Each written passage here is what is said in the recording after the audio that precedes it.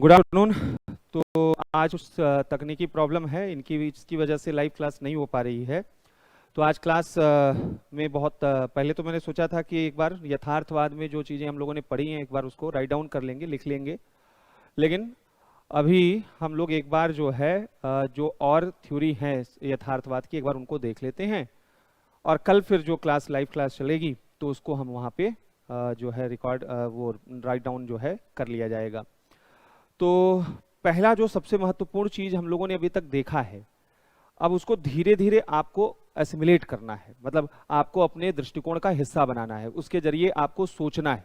जैसे मैं अचानक आपसे पूछूं कि भारतीय विदेश नीति को यथार्थवादी उपागम के दृष्टिकोण से मूल्यांकित कीजिए, ये इस तरीके के क्वेश्चन भी आएंगे, तो इसलिए आपको ऐसे अपने आप को सोचना है। तो कहां पे आप उसकी व्याख्या करें, कैसे इस तरीके के आंसर को लिखेंगे?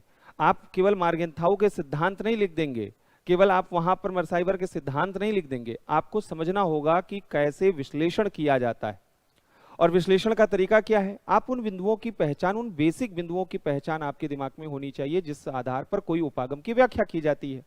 जैसे हमने आपको बताया कि भाई यथार्थवाद जो है जब आया शुरुआत में, जिसे हम क्लासिकल रियलिज्म कहते हैं, जो मार्गेंथाउ के द्वारा लाया गया था, और मार्गेंथाउ ने जब क्लासिकल रियलिज्म की बात की, शास्त्रीय यथार्थवाद की बात की, तो उन्होंने कहा कि जो सबसे महत्वपूर्ण बिंदु है वह बिंदु ये था मार्गेंथाउ के लिए कि आखिर प्रथम विश्व युद्ध की समाप्ति के बाद भी दूसरे विश्व युद्ध की संभावनाएं जन्म लेती हैं। दुनिया में सत्तावादी राज्य क्यों आते हैं, अधिनायकवादी राज्य क्यों आते हैं, आखिर विश्व में हर एक देश अपने अपने हितों को लेकर ही केवल वह कोई कार्य क्यों करता है। मार्गेंथाउ के लिए ये आधारभूत प्रश्न थे। उन्होंने देखा कि इसके पीछे जो वजह है वह अंतर्राष्ट्रीय व्यवस्था के एक अलग सिद्धांत की ओर ले जाता है। उन्होंने कहा, विल्सन ने जो बात बोली, वुडरो विल्सन ने या उदारवादियों ने, ये कि जो लोकतंत्र है उसका प्रचार प्रसार होगा तो सब बेहतर हो जाएगा, संस्थाएं बनेंगी, संगठन बनेंगे, विश्व में युद्ध को रोका जा सकता है, ये सारी बातें केवल कपोल कल्पनाएं हैं। जबकि सच्चाई यह है कि 10-15 सालों के अंदर ही उदारवादी सिद्धांतों की मृत सैया हमने देख ली, जहां पर जो है उन्होंने जो व्याख्या की उस व्याख्या के हिसाब से तो विश्व चल ही नहीं। तो इनका मानना था मार्गेंथाउ का कि असल में इसका मूल कारण यह है कि अंतर्राष्ट्रीय राजनीति वह मानव के मूल स्वभाव पर आधारित है, और मनुष्य का जो स्वभाव है वो पावर लस्ट उसके अंदर है, शक्ति की इच्छा उसके अंदर रहती है, वह अधिक से अधिक शक्ति अर्जन करना चाहता है। और यही चीज विदेश नीति के निर्माताओं के अंदर भी होती, यानी जो मार्गेंथाउ का पूरा सोच था वो इस बात पर आधारित था कि विदेश नीति का निर्धारण करने वाले लोग आखिर कोई निर्णय किस आधार पर लेते होंगे। उनका पूरा मूल प्रश्न इस बात पर निहित था कि आखिर कोई भी एक कर्ता, यानी जिसे हम राष्ट्र कहते हैं, अंतर्राष्ट्रीय व्यवस्था में कर्ता कौन है, एक्टर कौन है, एक्टर है राष्ट्र, अलग अलग देश, वह कोई निर्णय किन आधारों पर लेते हैं। उन्होंने कहा कि उसके पीछे जो मूल आधार है कि जो मनुष्य का स्वभाव है वह आत्म केंद्रित और स्वार्थी है, वह अपने हितों की बात करता है और अपने हितों के लिए वह शक्ति प्राप्त करना चाहता है अधिक से अधिक। उन्होंने कहा यही मनुष्य का स्वभाव अंतर्राष्ट्रीय राजनीति के स्तर पर विदेश नीति निर्धारकों में भी देखने को मिलता है। विदेश नीति निर्माता वो इसी तरीके से पावर गेन करने के लिए प्रयास करते हैं, शक्ति प्राप्त करने के लिए प्रयास करते हैं, और उनका मूल उद्देश्य अपने राष्ट्रीय हितों को पूरा करना होता है। उनके लिए सब कुछ राष्ट्रीय हित हैं। तो यहां पर हर एक देश वह राष्ट्रीय हितों को अगर पूरा करना चाहता है तो इसके लिए उसे जरूरी होता है कि वह नेशनल पावर यानी राष्ट्रीय शक्ति को प्राप्त करने का प्रयास करे। इसलिए मार्गेंथाउ का कहना है कि राष्ट्रीय जो शक्ति है वह साध्य और साधन दोनों है। मार्गेंथाउ का यह कहना था कि असल में जो व्यक्ति की निजी जीवन की नैतिकता है उसको सार्वजनिक जीवन में नहीं लाया जा सकता है। राष्ट्र की अपनी नैतिकता, उसके राष्ट्रीय हित हैं। राष्ट्र जो है वह कोई नैतिक नियमों कायदों में बंधा हुआ नहीं है। और इसी चीज को विस्तार देते हुए उन्होंने कहा कि जो सार्वभौमिक नैतिक नियम होते हैं वह राष्ट्र के नैतिक नियम उनसे भिन्न होते हैं। सार्वभौमिक नैतिक नियम हो सकते हैं कि नहीं सहयोग, शांति और सामंजस्य की बात की जाती हो, लेकिन राष्ट्र के जो नैतिक हैं वो इनसे पर हैं, वो राष्ट्र के हित से जुड़े हुए हैं। मार्गेंथाउ के इन बातों को अगर हम अप्लाई करें भारत की विदेश नीति के स्तर पर, तो हम देखेंगे कि भारत की विदेश नीति भले ही आदर्शवादी रुझान वाली रही हो, लेकिन जैसे ही 1962 के युद्ध में चीन के माध्यम से भारत को शिकस्त मिली, भारत की क्षेत्रीय अखंडता पर खतरा बढ़ा, भारत के राष्ट्रीय हित मायने रखे, ऐसे ही भारतीय विदेश नीति वह यथार्थवादी नीतियों पर आधारित होने लगी, जहां पर भारत ने यह प्रयास किया कि पावर मैक्सिमाइजेशन होना चाहिए, शक्ति रहेगी तो ही हम सरवाइव करेंगे। यही कारण रहा कि एक तरफ भारत सोवियत संघ जैसे देश के साथ नजदीकी बढ़ाता है, दूसरी तरफ भारत नाभिकीय परीक्षण के लिए वह आगे बढ़ता है और अपनी आर्थिक स्थिति को बेहतर करने का प्रयास करता है, अपनी सैन्य स्थिति को बेहतर करने का प्रयास करता है। मार्गेंथाउ के नियमों के आधार पर हम देख सकते हैं कि भारत सरकार के द्वारा 1990 के पहले जहां पर फिलिस्तीन को समर्थन दिया जाता था, जहां पर भारत सरकार अमेरिका से एक न्यूनतम दूरी बना करती थी, 90 के बाद यथार्थवादी जो युग था उसमें यह देखा गया कि भारतीय विदेश नीति वह प्रैग्मेटिक होनी शुरू हो गई, यथार्थवाद होनी शुरू हो गई, और भारत विदेश नीति में देखा गया कि राष्ट्रों के साथ बेहतर संबंधों का बल दिया जाने लगा कि कैसे अच्छे रिश्ते वहां पर बनाए जा सकते हैं अमेरिका, इजराइल, म्यांमार जैसे देशों के साथ, जो कहीं कहीं भारत की राष्ट्रीय सुरक्षा के लिए जरूरी था, और यही कारण था कि यहाँ पर मूल बल इन चीजों पर दिया गया था। इस तरीके से आज की विदेश नीति का भी मूल्यांकन मार्गेंथाउ के सिद्धांतों पर किया जा सकता है, लेकिन हमने कहा यथार्थवाद का एकमात्र वह उपागम या दृष्टिकोण मार्गेंथाउ नहीं था। मार्गेंथाउ का जो सिद्धांत था वह द्वितीय विश्व युद्ध के पहले तो बहुत लोकप्रिय रहा, क्योंकि द्वितीय विश्व युद्ध तक क्यों आखिर दुनिया के सभी देश आपस में संघर्ष कर रहे हैं, क्यों वहां पर शक्ति राजनीति चल रही है, इसकी व्याख्या मार्गेंथाउ ने बहुत बेहतर रूप में किया, और क्योंकि वो चीजें द्वितीय विश्व युद्ध में घटित हो रही थी, इसलिए मार्गेंथाउ का सिद्धांत प्रासंगिक और उदारवादी सिद्धांत अप्रासंगिक लग रहा था। लेकिन कल्पना कीजिए दूसरे विश्व युद्ध के बाद के विश्व को, दूसरे विश्व युद्ध के बाद जहां एक तरफ अमेरिका और सोवियत संघ के बीच में वह शक्ति राजनीति तो चल रही है, लेकिन कोई प्रत्यक्ष युद्ध नहीं हो रहे हैं। कल्पना कीजिए शीत युद्ध के दौर में जहां यह देखा जा रहा है कि राष्ट्रों के बीच परिवहन के साधनों का विकास हुआ, यात्राएं शुरू हुई, आर्थिक संबंध बनने लगे, अंतर्राष्ट्रीय संगठन, अंतर्राष्ट्रीय संस्थाओं का गठन होने लगा, अंतर्राष्ट्रीय स्तर पर तमाम संधियां, तमाम समझौते होने शुरू हो गए। ऐसे दौर में मार्गेंथाउ का जो सिद्धांत शक्ति राजनीति का था वो कहां दिख रहा है, जब विश्व में सहयोग की राजनीति चल रही है, जब संधि समझौते वहां पर संपादित किए जा रहे हैं, ज्यादा से ज्यादा अंतःक्रिया बढ़ रहा है। ऐसे दौर में यह माना जाने लगा कि मार्गेंथाउ का यथार्थवाद अब अप्रासंगिक हो गया है, और इसी दौर में नौ उदारवादी विचारकों ने वह विश्व की व्याख्या नए सिरे से करनी शुरू कर दी। उन्होंने बताया कि जो द्वितीय विश्व युद्ध के बाद की दुनिया है, अब वह सहयोग, स्थिरता और शांति पर बल दे रही है। देशों के बीच आर्थिक संबंधों का विकास हो रहा है, युद्ध को टालने का प्रयास यहां हर एक देश कर रहा है। विशेषकर जब क्यूबा का संकट हुआ, अमेरिका और सोवियत संघ दोनों की सेनाएं आमने सामने आई, उसके बावजूद दोनों देशों ने यह फैसला लिया कि हमें परमाणु युद्ध नहीं करना है। तो इससे यह स्पष्ट होता है कि युद्ध को अब विकल्प के रूप में राज्य स्वीकार नहीं कर रहे थे। ऐसे में मार्गेंथाउ का यथार्थवादी सिद्धांत अप्रासंगिक होता जा रहा था और नौ उदारवादी मान्यताकार ज्यादा वहां प्रासंगिक होते जा रहे थे। इस दौर में यथार्थवादी उपागम को पुनः प्रासंगिक बनाना, पुनः उसे स्थापित करना एक बड़ी चुनौती थी। इसी दृष्टिकोण को ध्यान में रखते हुए नौ यथार्थवादी उपागम के रूप में एक नई शाखा यहां पर देखी गई। ये जो न्यू लिबरलिज्म था, इसको प्रतिपादित करने वाले दो महत्वपूर्ण सिद्धांतकार थे, एक केनेथ वॉल्स और दूसरा मर्साइमर। केनेथ वॉल्स का यह मानना था कि मार्गेंथाउ का जो मूल सिद्धांत है उससे तो सहमत हुआ जा सकता है, और मूल सिद्धांत क्या है कि अंतर्राष्ट्रीय राजनीति शक्ति के लिए शाश्वत संघर्ष है।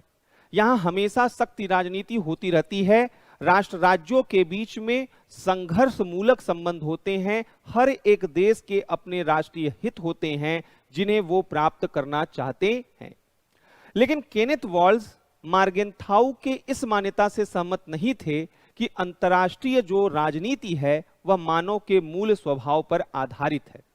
उनका कहना था कि यह मानव के मूल स्वभाव का वैज्ञानिक अध्ययन किया ही नहीं जा सकता और मनुष्य का जो स्वभाव बड़ा जटिल और विरोधाभासी है। आप केवल ये सामान्यीकरण नहीं कर सकते हैं कि मनुष्य स्वार्थी या आत्मकेंद्रित या शक्ति पिपासु होता है। असल में अंतर्राष्ट्रीय राजनीति वह शक्ति राजनीति है। असल में अंतर्राष्ट्रीय राजनीति में हर एक देश अपने राष्ट्रीय हित को प्राथमिकता देता है, लेकिन इसकी वजह मानव का स्वभाव नहीं है बल्कि अंतर्राष्ट्रीय राजनीति की संरचना है। इन्होंने एक्टर के स्थान पर स्ट्रक्चर पर ज्यादा बल दिया। एक्टर यानी राष्ट्र यानी विदेश निर्माता जो विदेश नीति बना रहे हैं, उनकी जगह पर नव यथार्थवादियों ने संरचना पर बल देना शुरू कर दिया है। ये जो स्ट्रक्चर है अंतर्राष्ट्रीय व्यवस्था का, इसलिए इनको संरचनात्मक यथार्थवादी भी कहा जाता है कि ये स्ट्रक्चरल रियलिस्ट थे। ये जो नव यथार्थवादी थे, इनका मानना था कि मार्गेंथाउ का जो शास्त्रीय यथार्थवाद था वह नैतिक नियमों पर आधारित मोरल और जजमेंटल था, जहां पर व्यक्ति के मूल स्वभाव के आधार पर ही वह विश्व राजनीति की कल्पना की जा रही है। जबकि इनका कहना था कि हमारा जो सिद्धांत मानव के स्वभाव पर नहीं बल्कि विश्व अंतर्राष्ट्रीय व्यवस्था की वस्तुनिष्ठ व्याख्या पर आधारित है, यानी हम अधिक वैज्ञानिक हैं। इसीलिए नव यथार्थवादियों को वैज्ञानिक यथार्थवादी भी कहा जाता है, साइंटिफिक रियलिस्ट भी कहा जाता है। केनेथ वॉल्स का यह मानना था कि जो अंतर्राष्ट्रीय व्यवस्था है उसकी संरचना वह अराजकतापूर्ण है। अराजकतापूर्ण इसलिए है क्योंकि उनका कहना था कि अंतर्राष्ट्रीय राजनीति और घरेलू राजनीति इन दोनों में कुछ मूलभूत अंतर है। घरेलू जो राजनीति होती है वहां पर जो इकाइयां होती हैं उनमें एक पद सोपानिक संबंध होता है, क्योंकि यहां पर आप स्पष्ट रूप से एक सरकार देखते हैं। सरकार कुछ नियमों, कानूनों या संविधान पर चलता है और उनका पालन वह उस देश में रहने वाले प्रत्येक व्यक्ति, प्रत्येक संस्था और संगठन करते हैं। इसलिए उस सरकार के द्वारा घरेलू राजनीति के स्तर पर, देश के स्तर पर शांति और व्यवस्था स्थापित करना आसान होता है। लेकिन जब हम अंतर्राष्ट्रीय राजनीति को देखते हैं तो अंतर्राष्ट्रीय राजनीति में कोई ग्लोबल गवर्नमेंट नहीं है, कोई सुप्रा स्टेट जैसी कल्पना नहीं है, कोई ऐसा देश नहीं है, कोई ऐसा संगठन संस्था नहीं है जो विश्व के सभी देशों को नियंत्रित और संचालित करता हो। चूंकि कोई विश्व की सरकार नहीं है और प्रत्येक संप्रभु देश स्वतंत्र हैं अपने अनुसार काम करने के लिए, इसीलिए यह अंतर्राष्ट्रीय व्यवस्था अराजकतापूर्ण देखी जाती है। अब सवाल यह था कि आखिर जो संप्रभु राज्य हैं वे संप्रभु राज्य क्यों कन्फ्लिक्ट्स करते हैं, क्यों वहां पर संघर्ष करते हैं। इनका कहना था केनेथ वॉल्स का कि अंतर्राष्ट्रीय व्यवस्था में जो मूल इकाइयां हैं यानी राष्ट्र राज्य, ये राष्ट्र जितने भी हैं वो एक जैसे कार्य संपादित करते हैं, यानी उनका काम कानून बनाना, कानूनों को लागू करना, वहां पर विकास की परिस्थितियां निर्मित करना। सभी, कोई भी देश ऐसा नहीं होगा कि अमेरिका कहेगा कि हम सुरक्षा नहीं देंगे, हम विकास नहीं करेंगे, भारत कहेगा हम ये नहीं करेंगे। सबके जो फंक्शन है, अगर दुनिया के सभी देशों को, सभी सरकारों को देखा जाए तो उनके कार्य तो एक जैसे। अंतर जो आता है वह इनकी क्षमताओं के स्तर पर आता है। हर एक देश की क्षमता अलग अलग होती है और क्षमताओं के इन अंतर के आधार पर कुछ देशों की शक्ति की जो मात्रा है वह ज्यादा और कुछ की कम होती है। यानी यह देखा जाता है कि कुछ देश ज्यादा ताकतवर होते हैं और कुछ कम ताकतवर होते हैं, और यही कारण है कि उनकी क्षमताएं भी अलग अलग होती हैं। कोई ग्रेट पावर है, कोई मिडिल पावर है और कोई यहां पर जो है वह सबसे निचले स्तर की शक्ति है या वीकर पावर है। ऐसे में यहां पर इनका कहना है कि जो भी देश होता है वह डरता है सामने वाले देश के क्षमता को ध्यान में रखकर। वो नहीं चाहता है कि सामने वाला देश उस पर हमला करे और उसके ऊपर विजय हासिल करे या उसको नियंत्रित करे। इससे प्रत्येक देश अपनी रक्षा के लिए, अपनी जीविता के लिए प्रयास करता है और इस क्रम में वह आवश्यक मात्रा तक शक्ति का अर्जन करता है, उतनी शक्ति का अर्जन करता है जो कि उसके अस्तित्व के लिए आवश्यक होती है। तो केनेथ वॉल्स का कहना है कि विश्व में प्रत्येक देश ये प्रयास कर रहे हैं कि वो इतनी न्यूनतम शक्ति, मिनिमम पावर गेन कर लें जिससे सामने वाले देशों का प्रत्युत्तर दिया जा सके। लेकिन वॉल्स का कहना है कि पावर अल्टीमेट गोल नहीं है। किसी भी देश के द्वारा अगर एक्सेसिव पावर यानी अधिक से अधिक शक्ति अर्जित करने का प्रयास किया जाएगा, अनंत शक्ति अर्जित करने का प्रयास किया जाएगा, तो इसके परिणाम विपरीत भी हो सकते हैं। क्योंकि केनेथ वॉल्स का कहना है कि जब कोई देश एक न्यूनतम स्तर पर अपनी शक्ति अर्जित करता है तो सामने वाला देश भी उतने ही न्यूनतम स्तर पर अपनी शक्ति अर्जित करता है। लेकिन अगर किसी देश की शक्तियां लगातार बढ़ती जा रही हैं तो सामने वाला विरोधी देश भी वह अपनी शक्तियां लगातार बढ़ाता जाता है, और जैसे जैसे ये पावर यहां पर बढ़ता जाता है वैसे वैसे यह डर बना रहता है कि दोनों के बीच युद्ध की संभावनाएं बन सकती हैं। तो इसलिए यहां पर केनेथ वॉल्स का कहना है कि जितना आपके सर्वाइवल के लिए जरूरी है बस आप उतनी शक्ति यहां पर अर्जित कीजिए, उससे ज्यादा का नहीं। केनेथ वॉल्स ने जब सिद्धांत दिया तो मूलतः शीत युद्ध के जो समय 1945 से 90 उसको ध्यान में रख उन्होंने कहा था। उन्होंने कहा कि यह जो शीत युद्ध का दौर है यह शांति और स्थिरता का काल है। ऐसा उन्होंने क्यों कहा? क्योंकि इसके पहले दुनिया ने पहला और दूसरा विश्व युद्ध देखा हुआ था। पहले और दूसरे विश्व युद्ध के बाद जो शीत युद्ध का काल था उस तरीके के युद्ध की विभीषिका या युद्ध का वह माहौल वह शीत युद्ध में नहीं देखा गया। उसकी वजह केनेथ वॉल्स मानते हैं कि वो एक शक्ति संतुलन की स्थिति वहां पर देखी जा रही थी, और यह शक्ति संतुलन दुनिया के दो बड़ी शक्तियों के बीच में थी, एक तरफ अमेरिका और दूसरी तरफ सोवियत संघ। केनेथ वॉल्स ने कहा कि जो सबसे अच्छी बात इस व्यवस्था में थी कि दोनों ही देशों की सैन्य शक्तियां लगभग एक जैसी थी। अगर इनमें से कोई भी एक देश ज्यादा ताकतवर होता और कोई देश कम ताकतवर होता तो यह शांति और स्थिरता भंग हो जाती, यह शक्ति संतुलन भंग हो जाता। लेकिन शक्तियों का वितरण दोनों देशों में इस तरीके से हुआ था कि दोनों ही देश एक संतुलन की अवस्था में थे, क्योंकि दोनों ही देशों को यह मालूम था कि आपस में युद्ध करने पर दोनों का परस्पर हानि हो सकता है। वार कास्टली हो चुका, युद्ध इस दौर में खर्चीला हो चुका था, हर एक देश अपनी अर्थव्यवस्था पर ज्यादा ध्यान दे रहा था। यही वजह है कि केनेथ वॉल्स का मानना है कि यह दौर बहुत शांत दौर के रूप में देखा गया। लेकिन जब सोवियत संघ का विघटन हो गया और खासकर 80 के दशक से ही यह देखा जाने लगा कि वहां पर बड़ी तेजी के साथ जो है सोवियत संघ कमजोर होना शुरू होता है और अमेरिका का प्रभाव धीरे धीरे और बढ़ना शुरू हो जाता है। ऐसे में नई दुनिया जो भविष्य की दुनिया है वह कैसी होगी, यह यथार्थवादी चिंतकों के बीच में एक महत्वपूर्ण प्रश्न के रूप में आई। इसकी वजह क्या थी, पहले इसको समझिए। हमने बताया कि केनेथ वॉल्स का जो अपना मानना था कि शीत युद्ध जो है वह शांति का काल है, क्योंकि यह बाइपोलर है यानी द्विध्रुवी व्यवस्था है, इसलिए यहां पर दोनों देश एक दूसरे को बैलेंस रखते हैं। लेकिन केनेथ वॉल्स का यह मानना था कि भविष्य में अगर बहुध्रुवी व्यवस्था आती है तो वह सही नहीं है, यानी मल्टीपोलर सिस्टम के फेवर में केनेथ वॉल्स नहीं थे। इसके पीछे उनकी अपनी वजह थी। उनका कहना था कि जब अधिक शक्तियां होंगी तो टकराहट की संभावनाएं ज्यादा होती हैं।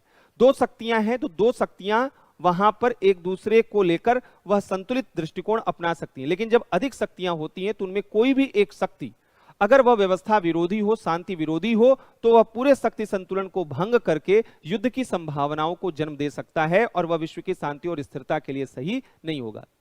केनेथ वॉल्स ने 90 के पहले की जो दुनिया थी उसकी व्याख्या तो सही तरीके से कर दी थी, लेकिन 90 के बाद जब सोवियत संघ का विघटन हो गया तब के बाद की जो दुनिया थी उस दुनिया की व्याख्या केनेथ वॉल्स के कहने से नहीं हो रही थी। क्यों नहीं हो रही थी?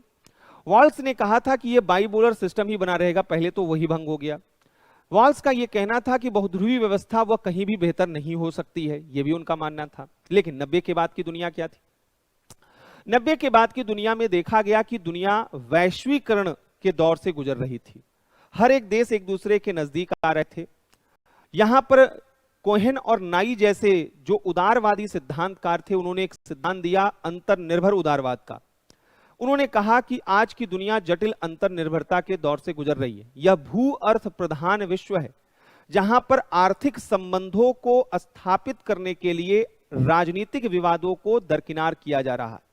यहां पर दो देशों के बीच सैन्य संबंध उतने महत्वपूर्ण नहीं रह गए हैं जितने महत्वपूर्ण आर्थिक संबंध हैं।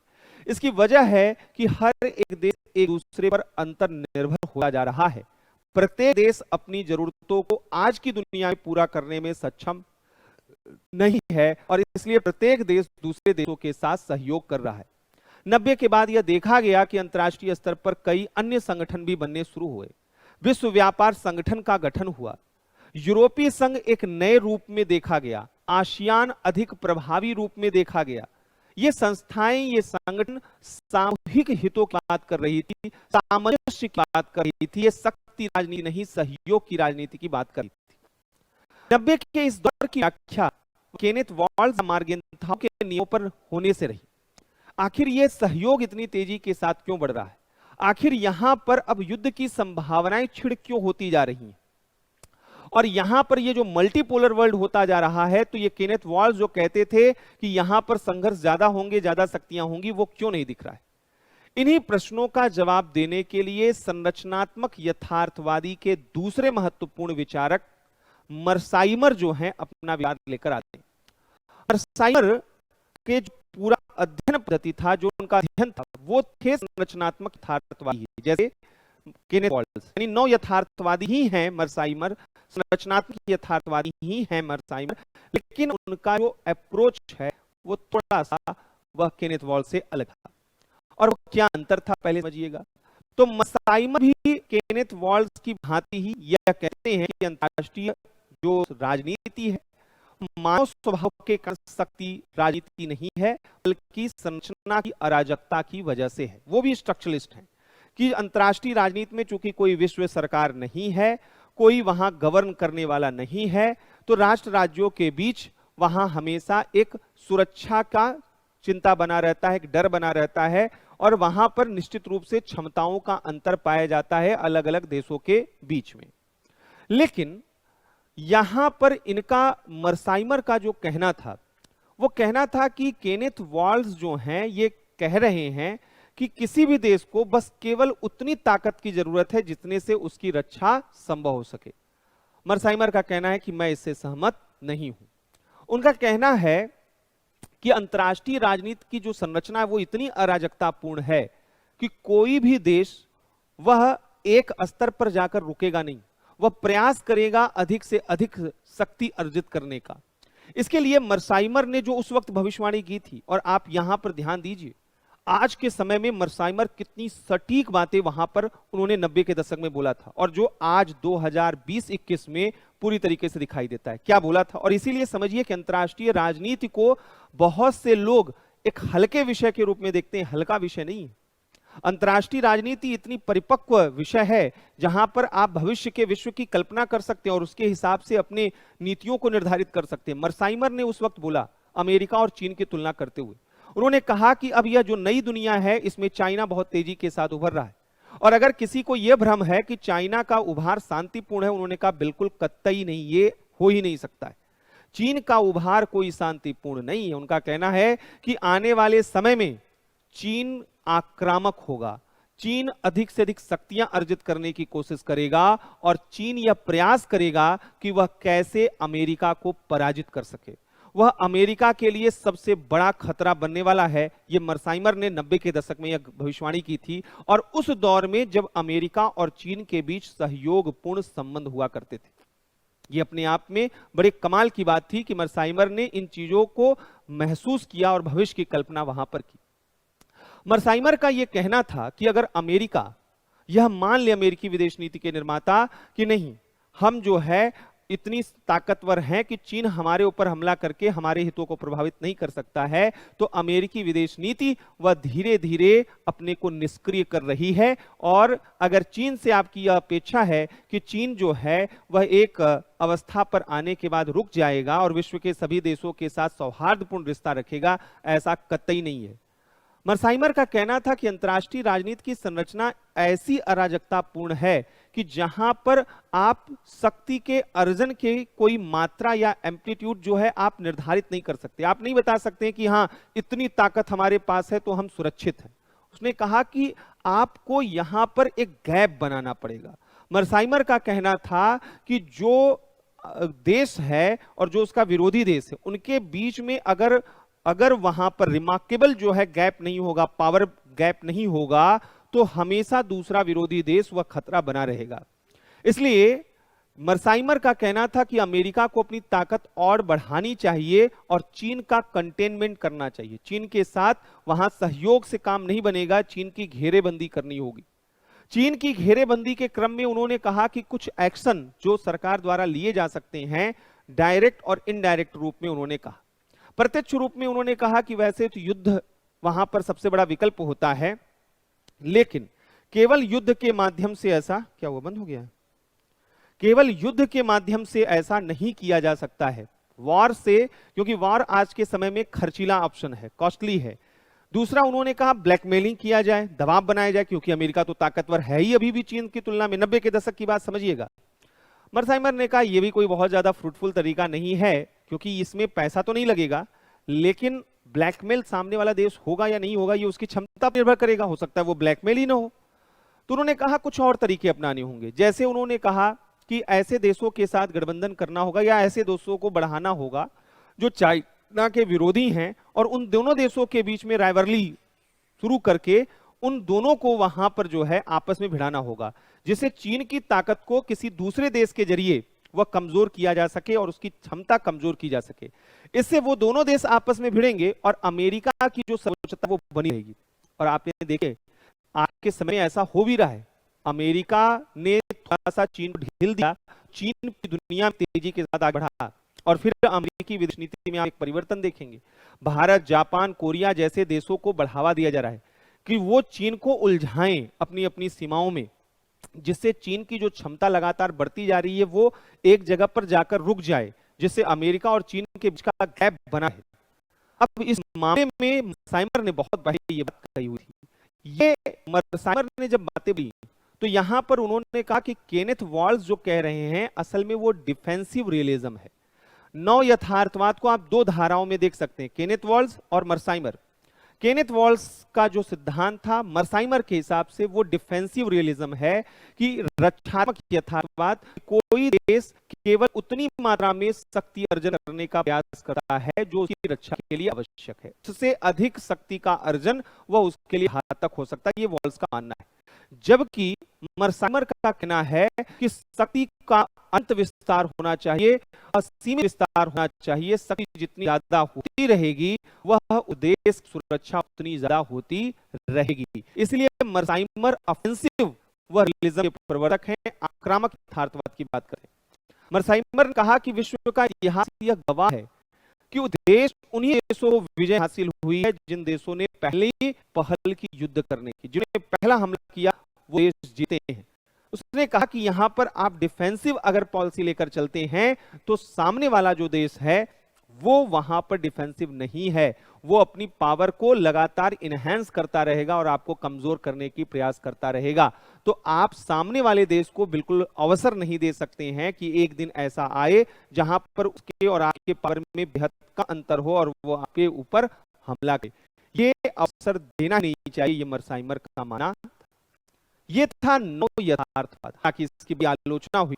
बहुत से लोगों ने खासकर मर्साइमर के ऑफेंसिव रियलिज्म की भी आलोचना की। उन्होंने कहा कि आज के समय में जब इतनी संधियां समझौते हो रहे हैं, इतने सहयोग हो रहे हैं, तो आपको लगता है कि सब कुछ शक्ति रणनीति है, कोई भी आपस में सहयोग बिल्कुल नहीं कर रहा है।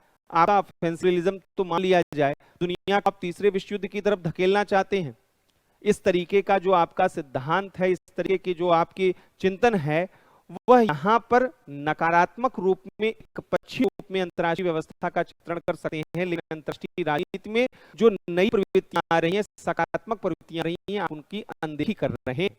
ऐसा आलोचकों ने यहां पर किया। आगे चलकर एक नई जो है धारणा आई। मर्साइमर का भी जो यह सिद्धांत था धीरे धीरे वो वहां पर प्रभावहीन नहीं रहा कि दुनिया तो दो चीजें दिख रही थी। एक तरफ ये भी देख रहा था कि यहां पर सहयोग भी हो रहा है और दूसरी तरफ शक्ति राजनीति भी हो रही है। तो जहां शक्ति राजनीति हो रही है वहां यथार्थवादी जो विचारक है उनकी व्याख्या जो है वो आसानी से कर लिया जाएगा, लेकिन जहां पर जो है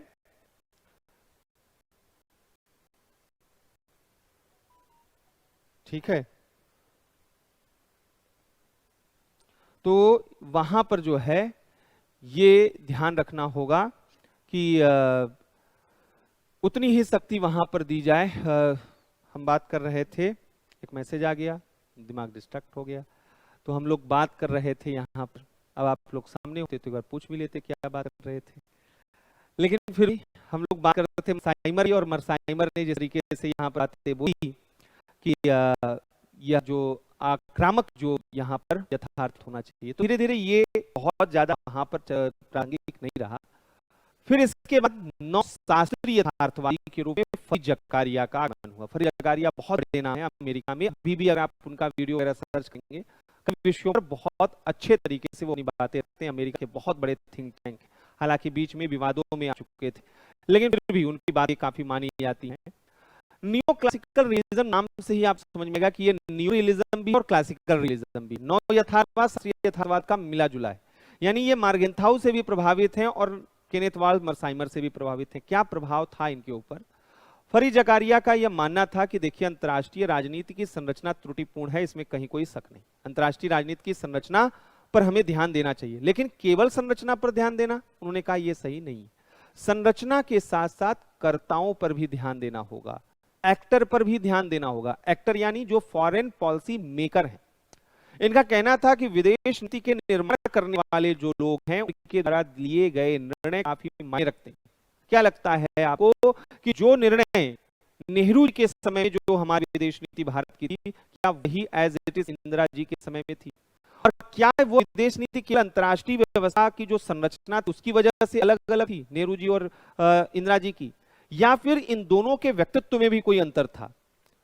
मनमोहन सिंह जी की विदेश नीति, अटल बिहारी वाजपेयी जी की विदेश नीति, मोदी जी की विदेश नीति, इन तीनों स्तर पर क्या केवल हम यह कहें कि अंतर्राष्ट्रीय संरचना में बदलाव आया और इसलिए विदेश नीति में बदलाव आया, या इन तीनों व्यक्तित्वों में भी कुछ अंतर था जिसकी वजह से वह विदेश नीति में बदलाव देखे जा रहे हैं?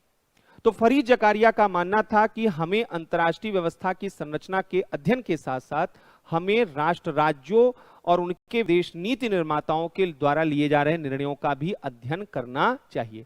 Actor as well as structure, हमें दोनों पे फोकस करना चाहिए, किसी एक चीज पर फोकस नहीं करना चाहिए। इसे हम नियो क्लासिकल रियलिज्म कहते हैं।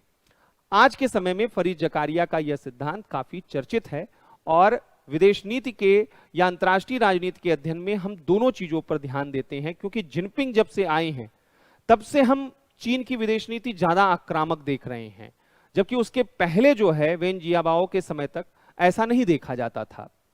तो ये एक बड़ा, या शिंजो एबे का नाम लिया जाता है कि जब वहां पर वो आए तो एक अलग तरीके की विदेश नीति थी। ट्रंप और बाइडेन, इन दोनों के दौर में अमेरिकी विदेश नीति जो है उसमें बदलाव देखे जा रहे हैं। और वो बदलाव कैसे देखे जा रहे हैं? वैसे तो अमेरिकी विदेश नीति की मूल विशेषताएं नहीं बदलेंगी। क्यों? क्योंकि अंतर्राष्ट्रीय जो संरचना है वह बाध्य कर रही है कि अमेरिका एक विशेष तरीके का व्यवहार करे। जैसे अंतर्राष्ट्रीय संरचना कैसी है? अमेरिका और चीन, अमेरिका और भारत। अमेरिका कभी नहीं चाहेगा कि वह चीन के साथ जो है वहां पर बहुत मधुर संबंध हो जाए और चीन कुछ भी गलत कर रहा है वह अमेरिका उपेक्षित कर दे। अमेरिका कभी नहीं चाहेगा कि वह भारत के साथ दूरी बना ले, चाहे वो बाइडेन हो चाहे ट्रंप हो। लेकिन अंतर है, जो नजदीकी ट्रंप के समय में थी वो नजदीकी आप बाइडेन के समय में भारत अमेरिका में नहीं देख सकते। वो ऊर्जा, वह उष्मा नहीं देखी जा सकती, वो परसेप्शन नहीं देखा जा सकता है। या बाइडेन वो आक्रामक नहीं देखी जा सकती है चीन को लेकर, जो कि ट्रंप के समय देखी जाती थी। ये व्यक्तित्व का अंतर है, सोच का अंतर है, इसलिए इसका भी असर अंतर्राष्ट्रीय राजनीति पर और देशों की विदेश नीति पर पड़ता है, ऐसा मानना था। ये ओवरऑल अलग अलग जो यथार्थवादी विचारक रहे या विचारधाराएं रही हैं उनके बारे में हम बात कर रहे थे। एक बार इन सारे पॉइंट्स को हम फ्लो चार्ट बना देते हैं, उसके बाद फिर वो है हमने कहा थोड़ा सा अगर इसको राइट डाउन कर लिया जाए कल, तो ये ज्यादा बेहतर रहेगा कि यहां पर सारी चीजें आ जा रही हैं। तो 9 यथार्थवाद हमने आज शुरू किया है। 9 यथार्थवाद, या इसको हम वैज्ञानिक यथार्थवाद, या इसको हम संरचनात्मक यथार्थवाद कहते हैं।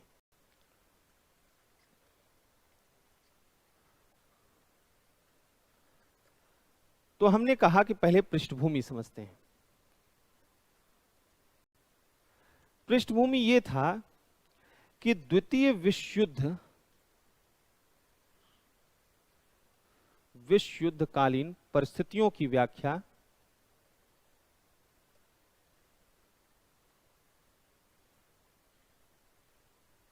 की प्रभावी व्याख्या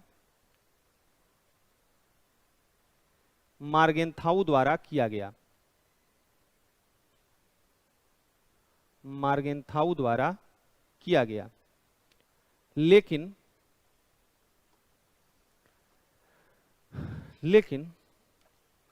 द्वितीय विश्व युद्ध के बाद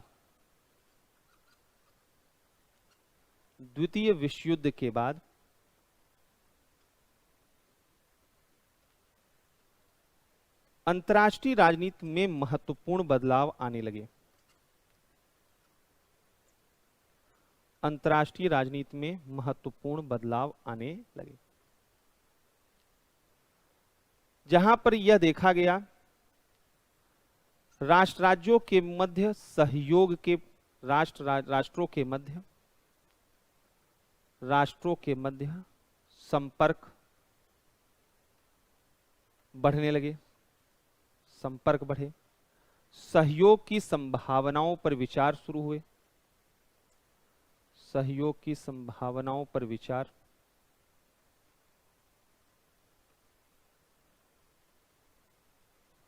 और यहां तक कि 1962 के बाद अमेरिका सोवियत संघ के बीच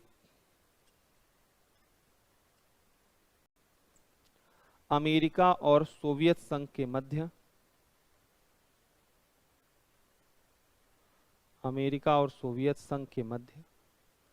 तनाव शैथिल्य की स्थिति देखी गई। तनाव शैथिल्य की स्थिति देखी गई और महाशक्तियों के मध्य अमेरिका और सोवियत संघ के मध्य शस्त्र नियंत्रण हेतु समझौते हुए। शस्त्र नियंत्रण समझौते। अब ऐसे में यथार्थवाद की प्रासंगिकता पर प्रश्न उठने लगे कि सहयोग क्यों हो रहा है, लोग युद्ध क्यों नहीं कर रहे। ऐसे यथार्थवाद की प्रासंगिकता पर प्रश्न, और यहीं पर जो है यह देखा गया कि वॉल्स ने यथार्थवाद के समक्ष में और यही नव यथार्थवादी चिंतन प्रासंगिक चिंतन का शुरुआत होता है। नव यथार्थवादी चिंतन, ये नव यथार्थवादी चिंतन दो रूपों में दिखाई देता है। इस संरचनात्मक यथार्थ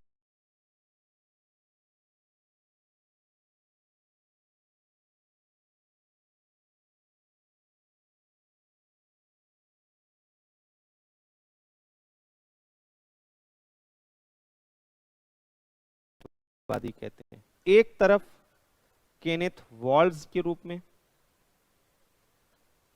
और एक तरफ जो है मर्साइमर के रूप में, जॉन मर्साइमर के रूप में। एक जो रचनात्मक यथार्थवाद की बात करते हैं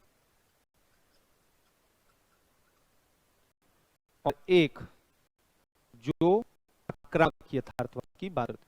तो यहां पर देखिएगा प्रश्न बड़े सिंपल आते हैं, मतलब सिंपल वैसे तो नहीं, अगर ये आप नहीं पढ़ेंगे, अगर आप इसे किताबों से पढ़ेंगे आप आंसर नहीं लिखेंगे। आप कोई भी किताब, हमने आपको तपस्वाल की किताब बताई जो सबसे अच्छी बेहतर किताब है, मतलब ये सब उपागम हिंदी में उनसे बेहतर और किसी ने नहीं लिखा होगा। बाकी आप महेंद्र कुमार जी की किताब उठाएंगे, आप युवा घई की किताब उठाएंगे, या कोई किताब जो भी पॉसिबल है हिंदी मीडियम में, उनकी किताबों में सब चीजों में अच्छे तरीके से चीजें नहीं दी गई हैं। तो हमें उन सब चीजों में नहीं सोचना है, हमें ये समझना है कि कैसे हम अपने आंसर को बनाएंगे। पहले हम लोग देखते हैं रचनात्मक यथार्थवाद, डिफेंसिव रियलिज्म, जो केनेथ वॉल्ट का है। यानी केनेथ वॉल्ट को हम लोग यहां पर पढ़ने जा रहे हैं। अब यहां पर रचनात्मक यथार्थवाद में क्या चीजें, इनका कहना था कि यथार्थवाद सर्वकालिक विवेक है। सर्वकालिक विवेक मतलब टाइमलेस विजडम है। यानी यह कभी अप्रासंगिक नहीं हो सकता है, अप्रासंगिक नहीं हो सकता, यह कभी अप्रासंगिक नहीं हो सकता। और इसकी वजह क्या थी? इन्होंने कहा कि यह विश्वास कि अंतर्राष्ट्रीय राजनीति शक्ति राजनीति पर ही आधारित है, शक्ति राजनीति पर ही आधारित है। हालांकि ये मार्गेंथाउ,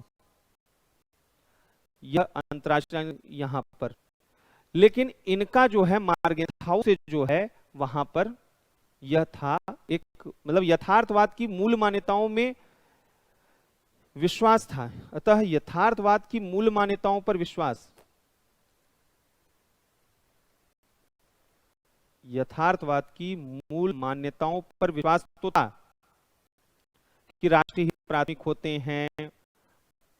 मूल मान्यताओं पर विश्वास मतलब मूल मान्यताएं क्या हैं कि यहां पर अंतर्राष्ट्रीय राजनीति शक्ति राजनीति है। यही यथार्थवाद है ना। अंतर्राष्ट्रीय राजनीति क्या है? शक्ति राजनीति, पावर पॉलिटिक्स है ये। फिर क्या है अंतर्राष्ट्रीय राजनीति? राष्ट्रीय हित प्राथमिक होते हैं, राष्ट्रीय हित प्राथमिक होते हैं। और प्रत्येक देश की कोशिश क्या होती है? अपनी अस्तित्व की रक्षा। प्रत्येक देश का प्रयास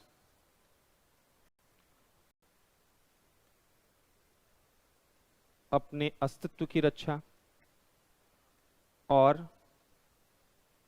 इसके लिए वो क्या करता है? शक्ति अर्जन का प्रयास, पावर जो है गेन करता है।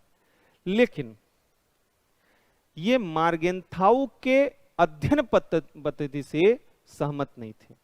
लेकिन वॉल्स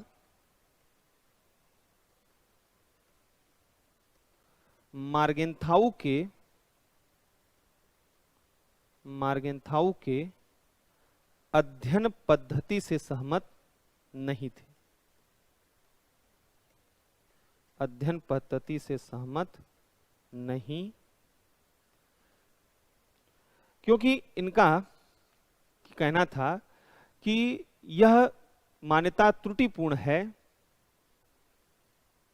क्योंकि मार्गेंथाउ की यह मान्यता त्रुटिपूर्ण, मार्गेंथाउ की यह मान्यता त्रुटिपूर्ण है कि अंतर्राष्ट्रीय राजनीति मानव स्वभाव पर आधारित है, मानव स्वभाव पर आधारित। यह त्रुटिपूर्ण है। क्यों त्रुटिपूर्ण है? क्योंकि मानव स्वभाव का कोई वैज्ञानिक विश्लेषण संभव नहीं है, क्योंकि मानव स्वभाव का कोई वैज्ञानिक विश्लेषण संभव नहीं है,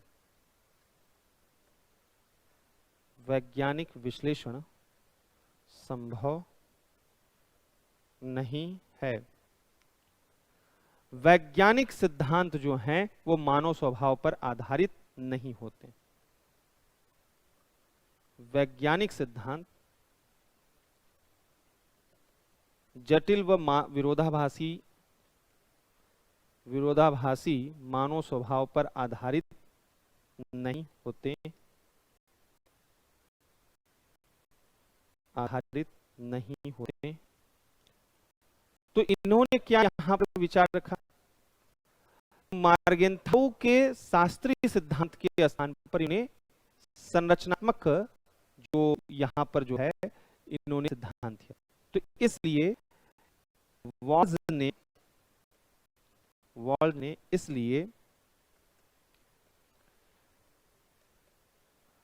इसलिए अंतर्राष्ट्रीय राजनीति के अध्ययन में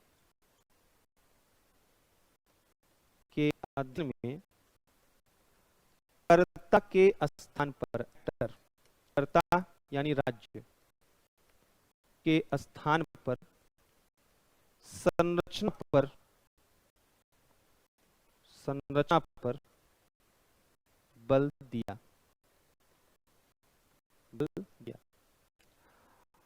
यानी कि इन्होंने कहा कि अंतर्राष्ट्रीय यह मानव स्वभाव नहीं है जो राज्यों को शक्ति अर्जन के लिए प्रेरित करता है, बल्कि यह अंतर्राष्ट्रीय संरचना है जो अराजकतापूर्ण है, जो शक्ति अर्जन के लिए राज्यों को प्रेरित करता है। यह मानव स्वभाव नहीं, बल्कि अंतर्राष्ट्रीय राजनीति की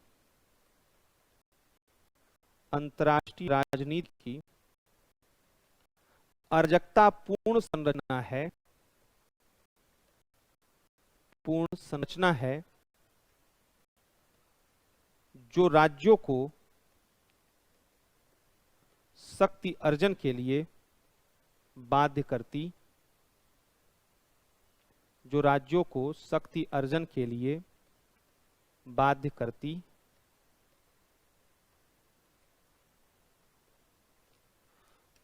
करती, तो इनका क्या कहना है वॉल्स का।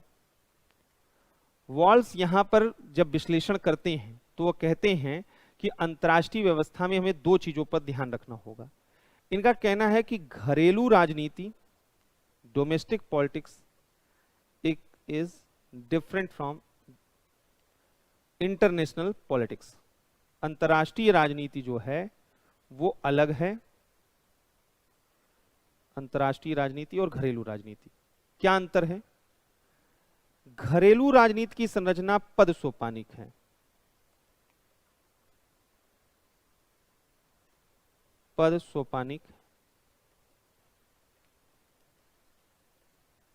जहां राष्ट्रीय स्तर पर एक सरकार होती है, सरकार द्वारा शांति व्यवस्था बनाई जाती है, और यहां संविधान और नियमों के तहत और विधियों के तहत काम होता। लेकिन अंतर्राष्ट्रीय जो राजनीति है वह अराजकतापूर्ण है। अंतर्राष्ट्रीय जो है राजनीति की संरचना, अंतर्राष्ट्रीय राजनीति की संरचना अराजकतापूर्ण होती है। क्यों?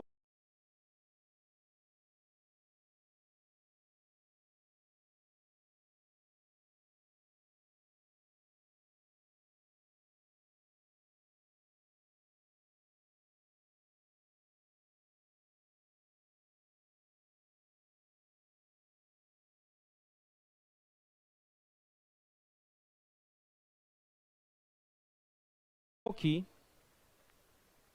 कोई विश्व सरकार की धारणा, क्योंकि विश्व सरकार जैसी कोई अवधारणा नहीं होती,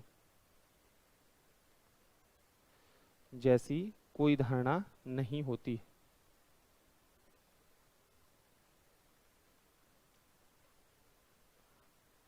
यहां पर इनका कहना है वॉल्स का कि घरेलू राजनीति में सरकार के अंगों के बीच विभेद होता है। घरेलू राजनीति में कार्यपालिका, विधायिका, न्यायपालिका सब अलग अलग हैं, सबकी अपनी अपनी शक्तियां हैं। घरेलू राजनीति में सरकार के अंगों के बीच, सरकार के अंगों के मध्य संरचनात्मक विभेद होता है, संरचनात्मक अंतर होते हैं। लेकिन अंतर्राष्ट्रीय राजनीति में जो अलग अलग इकाइयां हैं, जैसे सरकार, घरेलू राजनीति में आप बात करेंगे विधायिका, कार्यपालिका, न्यायपालिका, नागरिक समाज सब आ गए। घरेलू अंतर्राष्ट्रीय राजनीति में कौन आएगा? राष्ट्र, जितने भी देश हैं वही इकाई, उनको यूनिट्स कहेंगे। अंतर्राष्ट्रीय राजनीति की यूनिट्स कौन है? वहां के देश। लेकिन अंतर्राष्ट्रीय राजनीति में इकाइयों के मध्य कोई अंतर नहीं होता है। मतलब क्या है? इनका कहना है कि अर्थात सभी राज्य एक जैसे कार्य संपादित करते हैं, एक जैसे कार्य संपादित करते हैं। सबका काम होता है कानून व्यवस्था, सेना, कर लाना, सारा चीज। राज्यों के मध्य फिर अंतर क्या होता है? इनका कहना है कि राज्यों के मध्य अंतर, अंतर्राष्ट्रीय राजनीति राज्यों के मध्य अंतर, अंतर्राष्ट्रीय राजनीति में राज्यों के मध्य अंतर, राज्यों के मध्य अंतर केवल क्षमता के स्तर पर होता, केवल क्षमता के स्तर पर होता। और क्षमता के स्तर पर कैसे अंतर होता है? यह शक्तियों की मात्रा के अलग अलग देशों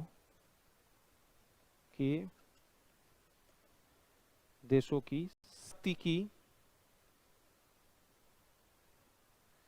शक्ति की मात्रा, यानी कि उनकी तीव्रता, शक्ति की मात्रा जो है अलग अलग होती। इसके आधार पर कोई महान शक्ति, ग्रेट पावर, महाशक्ति इसको बोल सकते हैं, महाशक्ति, मध्यम शक्ति या औसत शक्ति या कमजोर शक्ति के रूप में यहां पर बोल सकते हैं। अलग अलग देश की क्षमता चूंकि अलग अलग, काम सब एक जैसे करते हैं, लेकिन इसके पास ज्यादा क्षमता है क्योंकि जो शक्ति की मात्रा है इनके पास ज्यादा है, सामर्थ्य इनके पास ज्यादा है, इनके पास कम है। अब चूंकि अराजकता है, चूंकि अंतर्राष्ट्रीय राजनीति अराजकतापूर्ण, कि कोई देखने वाला तो है नहीं, कल को अगर महाशक्ति इसके ऊपर हमला कर दे, ये इसके ऊपर हमला कर दे, कोई देने वाला नहीं, तो ये अराजकता है। अब ऐसी स्थिति में ये डरा हुआ रहेगा, ये डरा हुआ रहेगा, ये सब डरे हुए रहेंगे। इसलिए सुरक्षा दुविधा, इसको कहते हैं सिक्योरिटी डिलेमा, यानी सुरक्षा असमंजस, इसलिए सुरक्षा दुविधा की स्थिति पाई जाती है। दुविधा की स्थिति, एक डायलेमा रहता है कि हम सुरक्षित नहीं है, डर लगा रहता है, और जब डर लगा रहता है तब आप क्या करते हैं? अब आप सोचिए कि अगर आपको यह मालूम हो जाए कि कोई एक खूंखार जानवर आपके मोहल्ले में आया, शेर जो है निर्भय से पिंजरे से भाग गया है, जंगल से भाग गया है और शहर में घूम रहा है, आप क्या करेंगे? आप वहां पर बाहर न निकलेंगे, कोशिश करेंगे बाहर न निकले, लेकिन सबसे बड़ी कोशिश क्या होगी? अपनी इच्छा, कल को अगर सामने दिख गया तो हमारे पास ऐसे हथियार हो, हमारे पास ऐसे औजार हो कि हम उस पर हमला कर सके, हम उससे बच सके। यही है सुरक्षा दुविधा। तो हथियारों की जरूरत क्यों होती है? क्यों लोग तैयारी करते हैं? पावर क्यों चाहते हैं? जिससे कि हमारे ऊपर कल को कोई हमला करे, हम बच सके। तो सुरक्षा दुविधा की स्थिति होती है। इसी कारण राज्यों द्वारा शक्ति अर्जन का प्रयास किया जाता है। शक्ति अर्जन का प्रयास किया जाता, और यहां पर यह शक्ति अर्जन जो है यह एक शक्ति संतुलन की स्थिति उत्पन्न होती है। और शक्ति संतुलन, सबके पास अपनी अपनी शक्ति आ जाती है, तो शक्ति संतुलन के कारण ही, शक्ति संतुलन के आधार पर की स्थिति, इसकी संतुलन की स्थिति यहां पर होती है, और यही जो है वह आधारभूत कानून बन जाते, आधारभूत नियम बन जाती है। सब एक दूसरे को चेक एंड बैलेंस करते हैं, कोई भी एक दूसरे से जो है यहाँ पर कमजोर नहीं रहना चाहता है। यही शक्ति संतुलन यहाँ पर जो है देखा जाता है। तो ये इनका यहाँ पर कहना था कि ये स्थिति ही यहाँ पर लिखी जाती है। अब आइए, ये तो हो गया कि जो वॉल्स का कहना था। यहाँ पर वॉल्स क्या कहते हैं कि लेकिन प्रत्येक देश द्वारा उतनी ही शक्ति का अर्जन किया जाएगा, लेकिन प्रत्येक देश द्वारा शक्ति संतुलन कब आएगा? प्रत्येक देश द्वारा उतनी ही शक्ति का अर्जन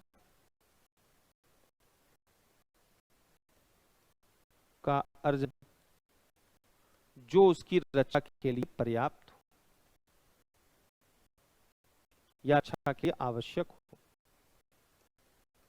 और अगर यदि आवश्यकता से अधिक शक्ति अर्जन हो गया तो क्या होगा? से अधिक शक्ति का अर्जन किया जाता है तो इसके प्रतिकूल परिणाम, विपरीत परिणाम आ सकते, कि अन्य देशों द्वारा भी ऐसा ही प्रयास फिर किया जाएगा, अधिक अधिक शक्ति और फिर एक बार उसका दुरुपयोग द्वारा भी ऐसा ही प्रयास किया जाएगा। तो उनका कहना था कि जो आवश्यक है बस उतनी ही शक्ति का अर्जन यहां पर होना चाहिए, ये यहां पर इनका कहना था।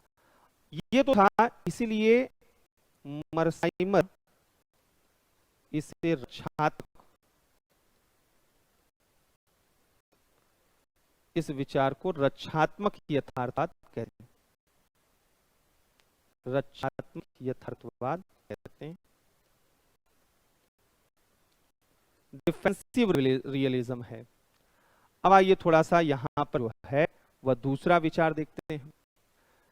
दूसरा ने कहा आक्रामक यथार्थवाद। आक्रामक यथार्थवाद की अगर बात की जाए, ऑफेंसिव रियलिज्म जिसे हम कहते हैं, ये मर्साइमर ने अपनी किताब लिखी हुई थी, the tragedy of great power politics. The tragedy of great power politics।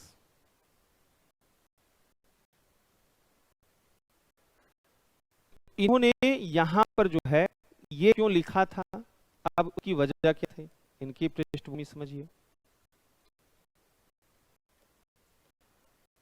Soviet संघ के विघटन के बाद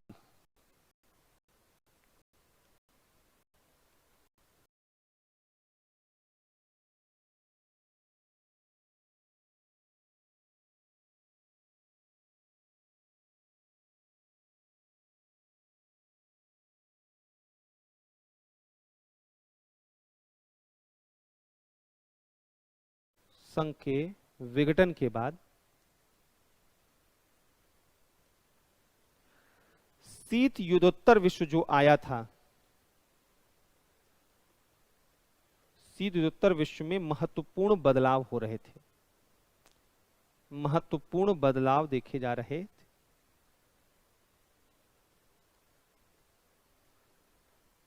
जहां पर यह देखा जा रहा था, जहां उदारवादी सिद्धांत अधिक प्रभावी दिख रहे थे। उदारवादी सिद्धांत अधिक प्रभावी दिख रहे थे, अधिक प्रभावी दिख रहे थे। अंतर्राष्ट्रीय स्तर पर अंतर्निर्भरता में वृद्धि हो रही थी, अंतर्निर्भरता में वृद्धि हो रही थी। अंतर्राष्ट्रीय संगठन और संस्थाओं, अंतर्राष्ट्रीय संगठन व संस्थाओं पर बल दिया जा रहा था। अंतर्राष्ट्रीय संधि व समझौते संपन्न हो रहे थे।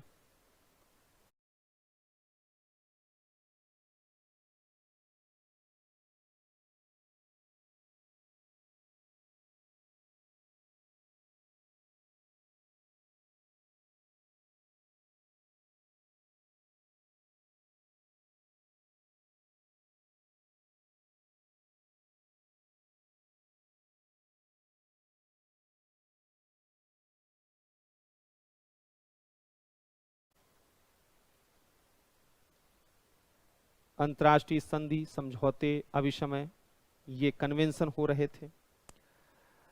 ऐसे में यथार्थवादी सिद्धांतों की प्रासंगिकता पर पुनः प्रश्न उत्पन्न हुआ।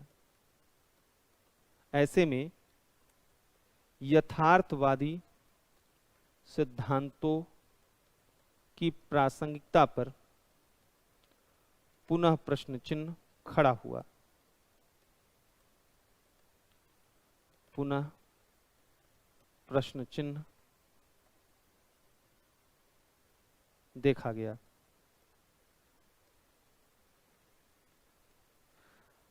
तो ऐसे में मर्साइमर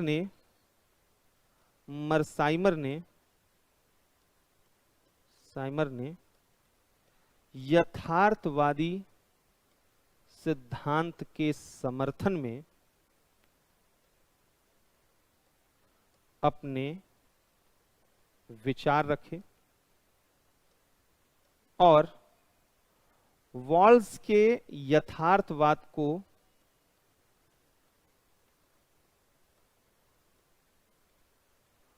रक्षात्मक मानते हुए आक्रामक यथार्थवाद का आधार रखा। आक्रामक यथार्थवाद का आधार रखा।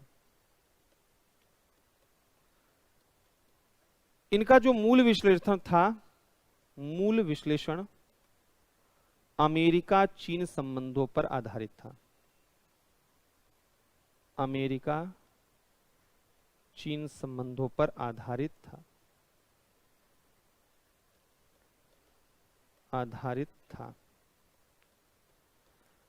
इन्होंने कहा कि इस वक्त तो संबंध बेहतर है, लेकिन भविष्य संबंध बेहतर नहीं रहेंगे।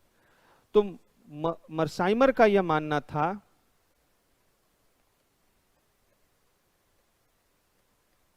के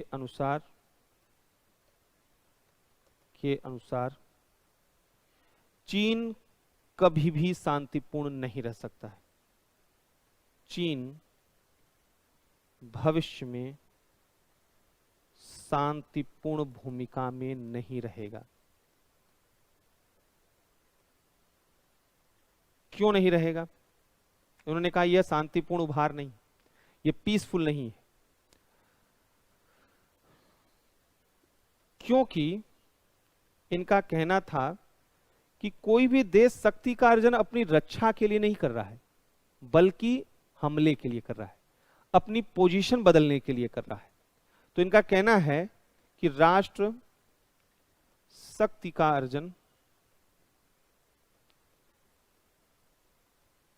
रक्षा के लिए नहीं,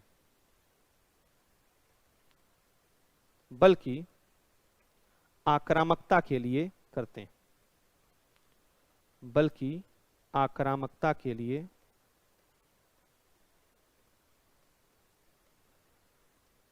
और यही रीजन है कि चीन लंबे समय तक वह शांतिपूर्ण नहीं रहेगा। इसलिए अमेरिकी विदेश नीति को इन्होंने सुझाव दिया, अमेरिका के लिए आवश्यक कि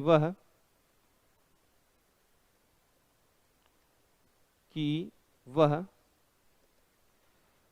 चीन के सामरिक संस्कृति को समझे, स्ट्रेटजिक कल्चर को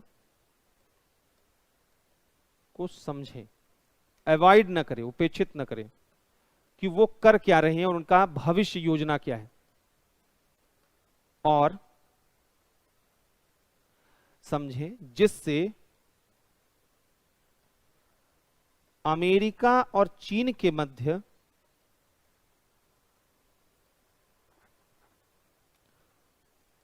शक्ति का अंतर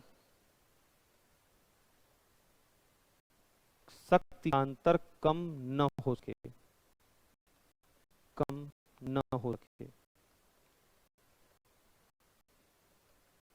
इसलिए चीन के घेरेबंदी का समर्थन मर्साइमर कर दे। चीन की घेरेबंदी, कंटेनमेंट जो है होनी चाहिए, घेरेबंदी होनी चाहिए।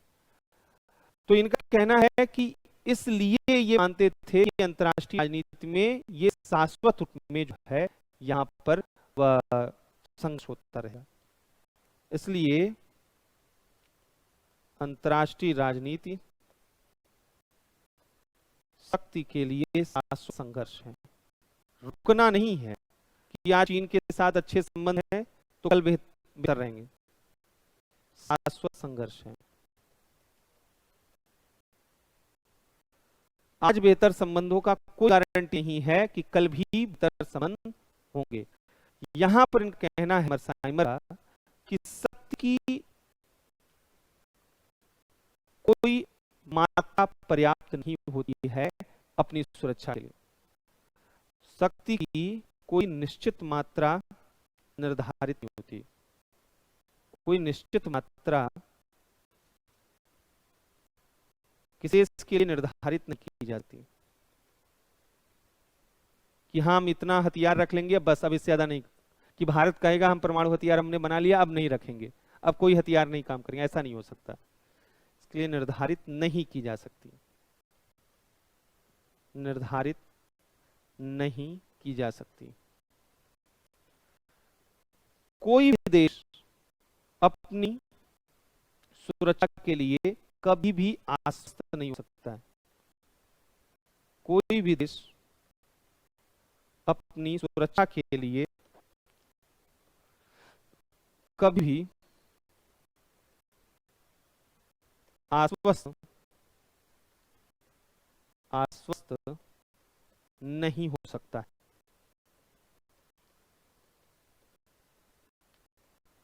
जब तक कि विरोधी देश की तुलना में उस शक्ति का गैप, शक्ति अंतराल अधिक न हो। जब तक कि विरोधी देश की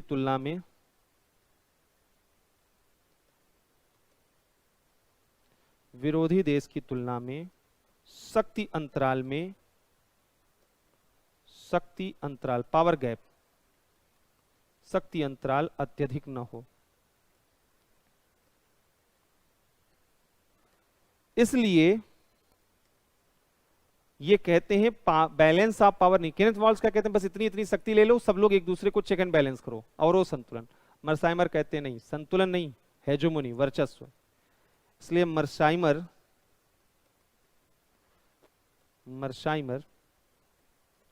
संतुलन नहीं, वर्चस्व के समर्थक, वर्चस्व पर अधिक ध्यान देते।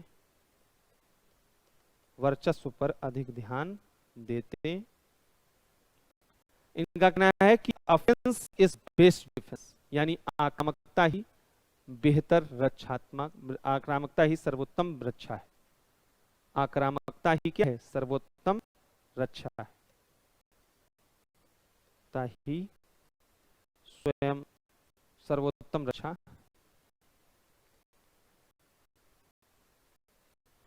ये तो बेसिक चीज थी कि यहां पर मर्साइमर का बेसिक आइडियोलॉजी यहां पर था।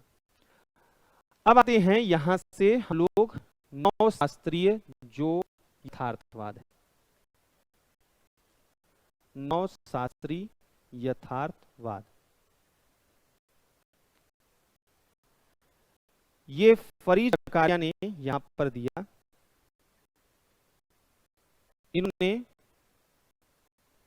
नौ यथार्थवादियों की भांति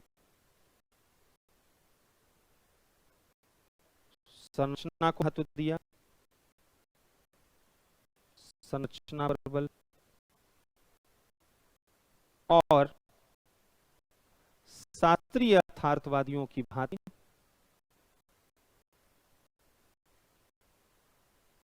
वादियों, शास्त्रीय यथार्थवादियों की भांति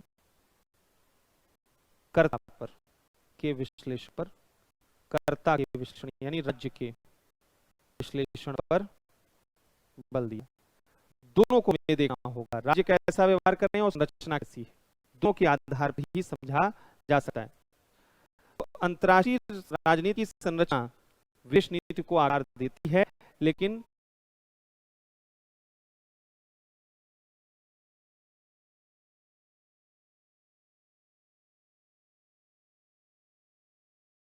विदेश नीति निर्माताओं की भूमिका को नजरअंदाज नहीं किया जा सकता है।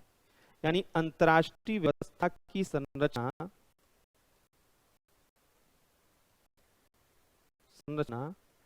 विदेश नीति के निर्धारण को निश्चय ही निर्धारित करती हैं, लेकिन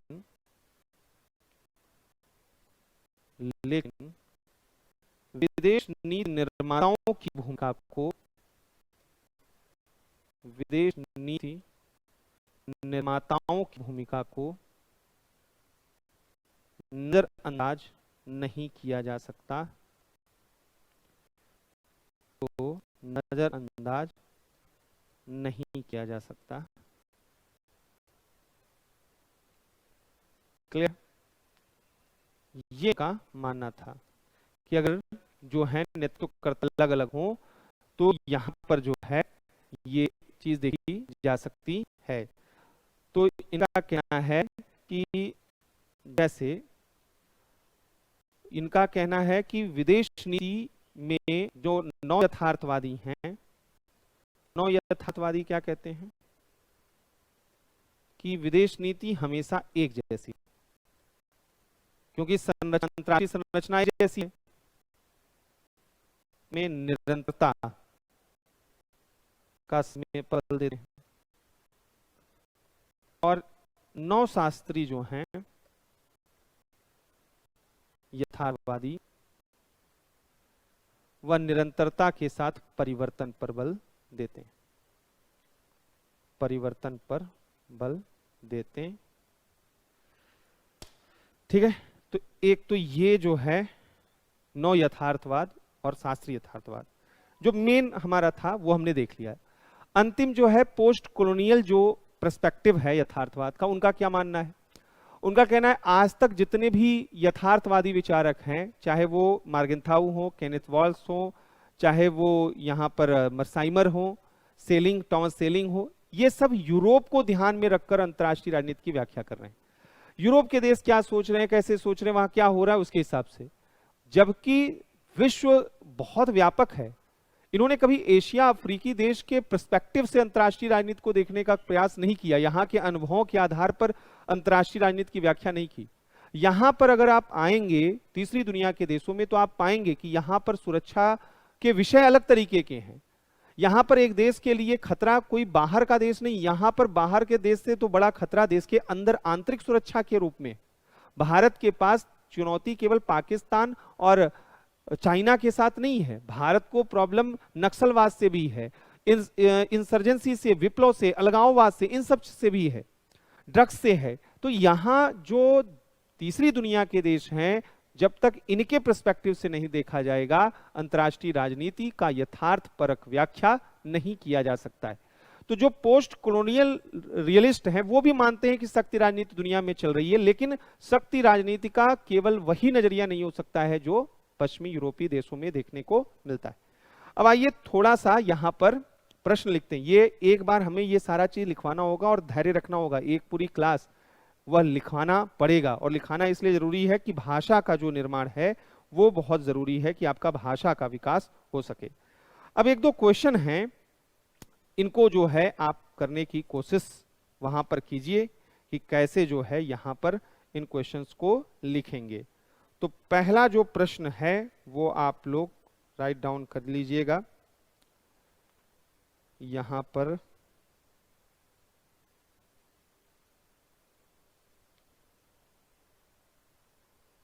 जो पहला प्रश्न है,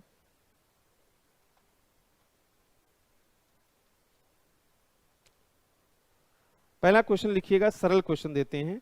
हॉन्स जे मार्गेंथाउ के, या आप इसको नोट कर लीजिएगा, आपको ये देखना पड़ेगा। ये क्वेश्चन है 2015 का प्रश्न और पेपर 2 में ये पहला प्रश्न का बी पार्ट है। 2015 का पेपर 2 का पहले क्वेश्चन का सी पार्ट है यहां पर। ये 10 नंबर का ही क्वेश्चन है। हांस जे मर्गेंथाउ के क्लासिक यथार्थवाद और कैनेट वॉल्स के नव यथार्थवाद के मध्य मुख्य अंतरों की पहचान कीजिए। शीत युद्ध के बाद अंतर्राष्ट्रीय संबंधों के विश्लेषण हेतु कौन सा उपागम सर्वाधिक अनुकूल है। अब उम्मीद है कि आप जितना पढ़े हैं उस हिसाब से इस तरीके के प्रश्नों को आसानी से देख सकते हैं कि शीत युद्ध के बाद की दुनिया के लिए कौन ज्यादा बेहतर है, यथार्थवाद जो मार्गेंथाउ का है या नव यथार्थवाद जो मर्साइमर का या केनेथ वॉल्स का है। ये यहां पर आपको चुनना है, इसके पीछे आपको तर्क देने होंगे। और इससे समझिए कि आप केवल इनको पढ़ लिए, पढ़ के समझ में आ गया, यहां तक काम नहीं चलेगा। आपको थोड़ा सा इनको यूटिलाइज करना, इन सिद्धांतों को कैसे यूटिलाइज किया जाता है ये मालूम होना चाहिए। तो कोशिश कीजिए कि इन सब चीजों को अच्छे तरीके से आप कर सकें और जहां जहां ही समझ में आए क्लास में आप लगातार पर डिस्कस कीजिए, आप पूछो उन सब क्वेश्चन को, तब वहां पर हम लोग आपस में बात करें। ठीक है, एक और क्वेश्चन जो है, जो 20 नंबर वाले क्वेश्चन है वो और बहुत ट्रिकी क्वेश्चन है। 2012 का यह प्रश्न है, दूसरा प्रश्न का यह पहला पार्ट है। 2012 पेपर 2 में दूसरा क्वेश्चन का दूसरा जो पहला पार्ट है, ये पहला पार्ट क्या है क्वेश्चन। शास्त्रीय और आधुनिक यथार्थवादों के बीच कौन कौन से महान वाद विवाद हैं। यहां पर मॉडर्न रियलिस्ट का मतलब क्या है, नव यथार्थवाद, स्ट्रेटजिक रियलिज्म और जो पोस्ट कॉलोनियल रियलिस्ट हैं, इन सबको यहां पर देखा जाता है। फिर यहां पर जो है इन्होंने पूछा है कि क्या महान विवाद हैं, क्या इन दोनों परंपराओं के बीच सातत्य यानी निरंतरता की कोई महीन रेखा है जो वहां भी थी यहां भी थी। और हमने पढ़ा सब दिया है, अगर भाषा न बन पाए, विचार न बन पाए, तो हमें दूसरे स्तर पर काम करना होगा। ये दोनों प्रश्न हम कल एक बार डिस्कस करेंगे। जिन भी प्रश्नों को आपको लगता है, प्रीवियस ईयर के सारे क्वेश्चन उठाइए जो यथार्थवाद से अब तक आए हुए हैं और उनको सॉल्व कीजिए। जहां भी आपको लगे कि इसको पढ़ने में, इसको समझने में दिक्कत हो रही है, ग्रुप में डालिए और हम लोग लगातार उस पर डिस्कस करें। जितनी तेजी के साथ क्वेश्चन पर डिस्कशन होंगे, ज्यादा से ज्यादा उतना ज्यादा वहां पर एक्यूरेसी बढ़ेगी, भाषा उतनी सजग सहज बनेगी। अभी बहुत से लोगों ने आंसर वगैरह भेजे हुए हैं और जितने लोगों ने आंसर भेजे हैं उनमें अभी जो मूल बुनियादी समस्या है, कंटेंट पिक हो जा रहे हैं। भाषा का जो विकास है वो भाषा का विकास धीरे धीरे ही हो पाता है, क्रमिक रूप में ही हो पाता है। हम यहाँ क्लास में जितना इन सब पर डिस्कस करेंगे, कोशिश रहेगी उसके जरिए आपकी लेखनी और ज्यादा निखरे और ज्यादा बेहतर हो। तो हम लोग कल फिर इसके आगे कंटिन्यू करते हैं। इस सारी क्लास को आप लोग एक बार अच्छे